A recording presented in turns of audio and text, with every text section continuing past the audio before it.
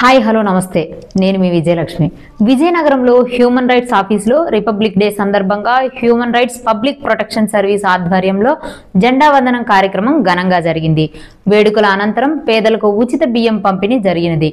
అవగాహన సదస్సులో పాల్గొన్న హ్యూమన్ పబ్లిక్ ప్రొటెక్షన్ సర్వీస్ సభ్యులు తమ అభిప్రాయాలను వ్యక్తం చేశారు.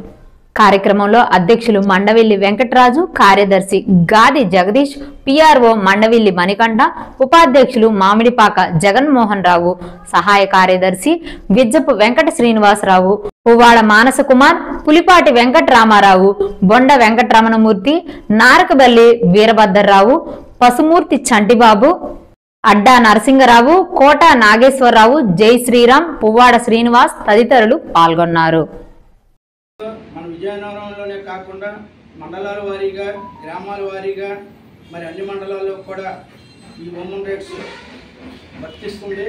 మనం ఎక్కడ ఏ సమస్య వచ్చినా అలాగే ఫ్యామిలీ కౌన్సిలింగ్ అవనివ్వండి, ఫ్యామిలీ కౌన్సిలింగ్లో కూడా చాలామంది ఇబ్బంది పడుతున్నారు.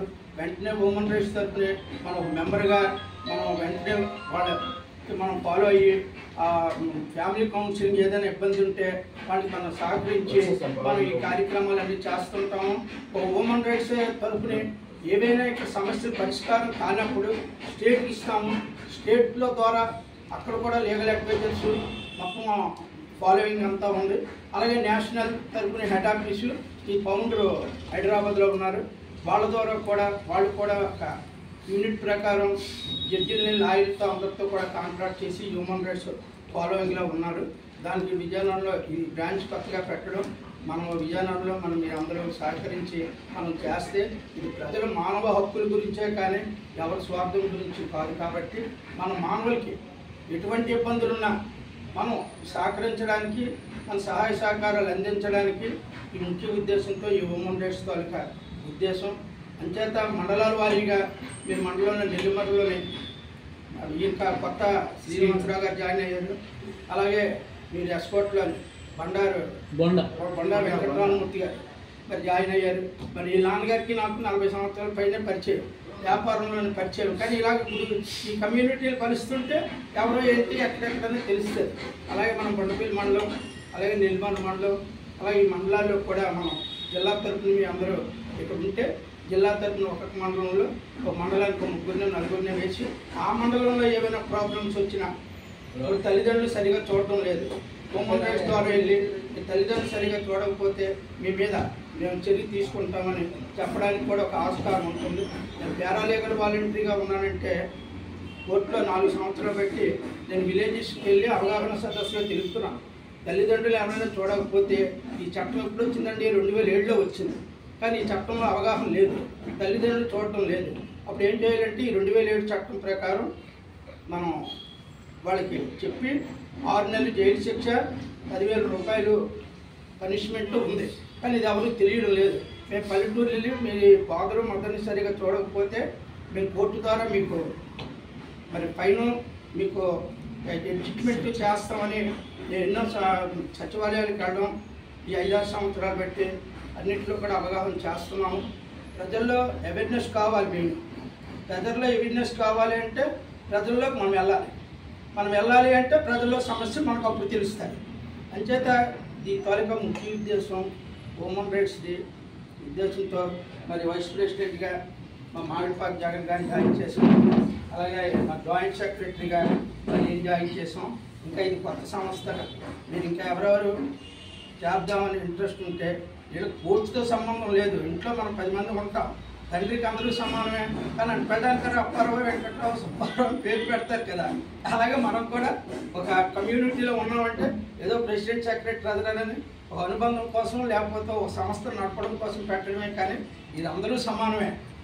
మీరేమైనా నేనైనా ఆయనైనా అందరూ సమానమైన భాగస్వాములమే. అందులోనే మరి ఈ కార్యక్రమం చేద్దాము. ఆ ఒక్క ఉద్దేశంతో ఈరోజు ఫస్ట్ సమావేశంగా కార్యక్రమం చేసి మీ అందరూ వచ్చినందుకు మరొకసారి మీ అందరికీ ధన్యవాదాలు తెలుపుతూ మరి అవకాశం ఇచ్చిన మీ అందరికీ కూడా ధన్యవాదాలు. మా వైస్ ప్రెసిడెంట్ గారు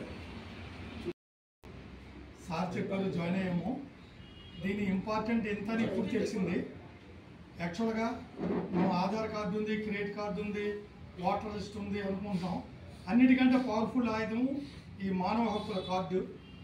ఎక్కడికి వెళ్ళినా ఎవడైనా నువ్వు ఎవడురా అనగానే ఈ కార్డు చూపిస్తే మనకి ఇవ్వాల్సిన గౌరవం కూడా వాళ్ళు ఇస్తారు.